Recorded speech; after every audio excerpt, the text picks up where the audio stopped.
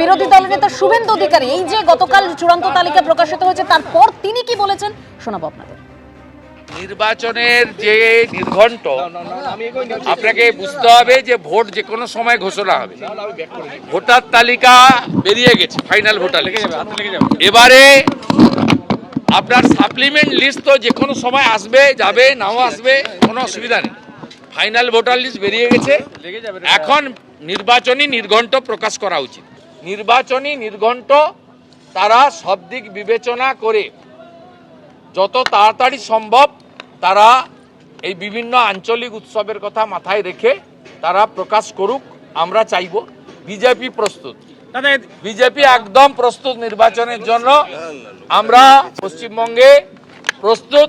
আমাদের গৃহ সম্পর্ক অভিযান, আমাদের পার্টির যে সংগঠন মজবুতির সাথে আমরা করছি এবং আজ থেকে আমরা জনগণের মধ্যে যাচ্ছি আমাদের পরিবর্তন যাত্রা নিয়ে। দেবনারায়ণ সরকার দেখুন, রবীন্দ্রনাথ স্নেহগ্রাসে একটা কথা লিখছে, মনুষ্যত্ব স্বাধীনতা করিয়া শোষণ, আপন ক্ষুদিত চিত্ত করিবে পোষণ। তা আজকে নির্বাচন কমিশন সেটাই বলছে, that has to within thee undivulged crime unwhipped of justice. King লিয়ারে বলেছিল যে আপনার মধ্যে রয়েছে একটা সুপ্ত অপরাধ যার ন্যায় বিচারের জিনিস পায়নি। আপনি সুপ্ত অপরাধে আজকে পশ্চিমবঙ্গে এই সমস্ত লোককে বাদ দেওয়ার চেষ্টা করছেন। দেখুন, এখনই যে কথাটা বলল, আমরা এখনই তৈরি। 60 লক্ষকেই কিন্তু ডিসপিউটেড, 60 লক্ষ এখন লজিক্যাল ডিসক্রিমিনেন্সি এখনই চাই। তার মানে 60 লক্ষ একটু আগে সুব্রতবাবু বলল 5টা জেলায় 58 মানে প্রায় 60%, সে 5টা জেলায় মুসলিম অধ্যুষিত। ওরা চাচ্ছে এই লোকগুলো বাদ যাক এবং এটা পরিষ্কার ক্যালকুলেটেড গেম। এই জিনিসটা উপর থেকে নিচে পর্যন্ত এক ধর্মের মানুষকে বাদ দেওয়ার চেষ্টা করছে। এইটাই হচ্ছে লজিক্যাল ডিসক্রিমিনেশন নাম করে 5টা জেলায় বেশিরভাগ মুসলমানদের নাম করার চেষ্টা করছেন। সেই জন্য তো বললাম that has to within thee undivulged crime unwhipped of justice. আপনার মধ্যে আছে একেবারে সুপ্ত অপরাধ যার ন্যায় বিচার পাচ্ছে না এবং তার জন্য উপর থেকে নিচে পর্যন্ত সবই দায়ী। এই জন্য আমার বক্তব্য হচ্ছে একটি কথা, আজকে যে জিনিসটা লজিক্যাল ডিসক্রিমিনেন্সি করা হচ্ছে, আজকে যদি কালকে যদি 3 দিন পরে যদি ভোটার লিস্ট না বেরিয়ে বলে নির্বাচনী নির্ঘণ্ট তৈরি হয়, তাহলে এই 60 লক্ষ বাদ যাবে। আর 60 লক্ষকে কদিনের মধ্যে দিতে পারবে? 15 দিনে দিতে পারবে? 15 দিনে 4 ভাগের 1 ভাগকে দিতে পারবে? পারবে না।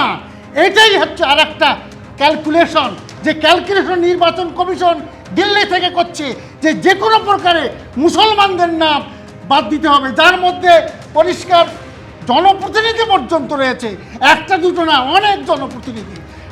দেখুন, এই যখন এসআইআর নিয়ে তরজা একেবারে চরমে পৌঁছেছে, তখন বিজেপির পরিবর্তন যাত্রার সূচনা হলো আজ থেকে, যেখানে নীতিন নবীন তিনি এসেছিলেন এবং তিনি অনুপ্রবেশকারীদের নিয়ে একেবারে তৃণমূলকে নিশানা করেছেন। তিনি বলছেন অনুপ্রবেশকারীদের জন্য দিদির মমতা আর রাজ্যবাসীর জন্য ঘৃণা। কি বলেছেন নীতিন নবীন শোনাবো।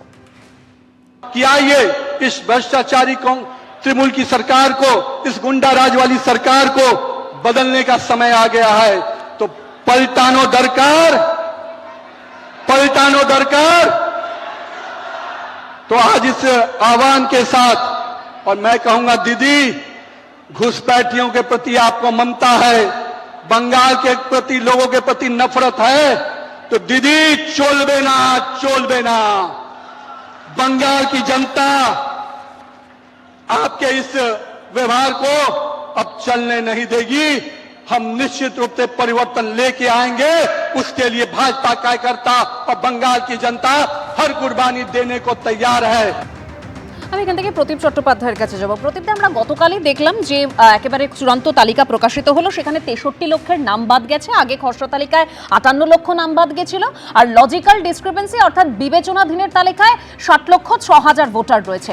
তো সেক্ষেত্রে সিইও গতকাল বলেছিলেন যে এত বড় একটা প্রক্রিয়া ভুলভ্রান্তি হতেই পারে, কিন্তু তাহলে এই যে চূড়ান্ত তালিকা প্রকাশ হলো, সেখানে কি অনুপ্রবেশকারী বলুন বা ভুতুরে ভোটার তাড়ানোর সেই ওঝার ভূমিকা কি পালন করতে পারলো নির্বাচন কমিশন?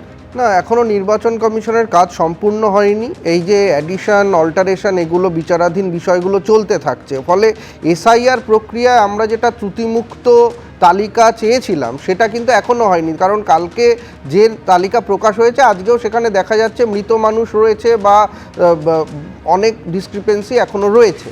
এখন এইগুলো যেভাবে রিজলভ হবে সেটা একটা বড় প্রশ্নচিহ্নর মুখে। তার কারণ সাধারণ মানুষ, যাদের 60 লক্ষ মানুষ বিচারাধীন, তাদের রিজলভের জন্য তাদেরকে কিন্তু একেবারেও ফিজিক্যাল হিয়ারিংয়ে ডাকা হচ্ছে না। তাদেরকে ওই অফিসের মধ্যে বসে যেটুকু তথ্য রয়েছে তার উপরে ভিত্তি করে দ্রুত এই কাজটা সমাধান করার জন্য এখানে কিন্তু আবারও অনেক ডিসক্রিপেন্সি আসতে পারে বলে আমার মনে হয়। তার ফলে আজকে অবধি যেটা হয়েছে, একটা রাজনৈতিক পরিমণ্ডলে এই এসআইআর প্রক্রিয়া হয়েছে, এসআইআর প্রক্রিয়ায় যে নাম বাদ গেল এবং যে প্রশ্নচিহ্ন রয়েছে সেই নামগুলো কিভাবে এখন বিচার পাবে, অর্থাৎ জাস্টিস পাবে কি পাবে না, সেটা কিন্তু নির্ভর করছে শুধু বিচার বিভাগের যারা অফিসার তাদের ওপরে না, সাধারণ মানুষের পার্টিসিপেশনটাও সেখানে দরকার। ফলে ইলেকশন কমিশন আজকে নির্বাচন নির্ঘণ্ট প্রকাশ করে দেওয়ার মধ্যে এই যে এত দ্রুত, মানে একটা দ্রুততার মধ্যে দিয়ে এটা করতে চাইছে, আমার মনে হয় ইলেকশন কমিশনকে কিন্তু মানুষের প্রশ্নের মুখে আবারও পড়তে হবে। আর একটা কথা যেটা খুব গুরুত্বপূর্ণ, সেটা হচ্ছে গতকাল যখন তালিকা প্রকাশ হলো, তৃণমূল কংগ্রেসের মুখপাত্র থেকে শুরু করে প্রত্যেকেই বলছিলেন যে পার্সেন্টেজ অফ ডিলিশন আর পার্সেন্টেজ অফ ভোট যারা দেন না সেগুলো এক।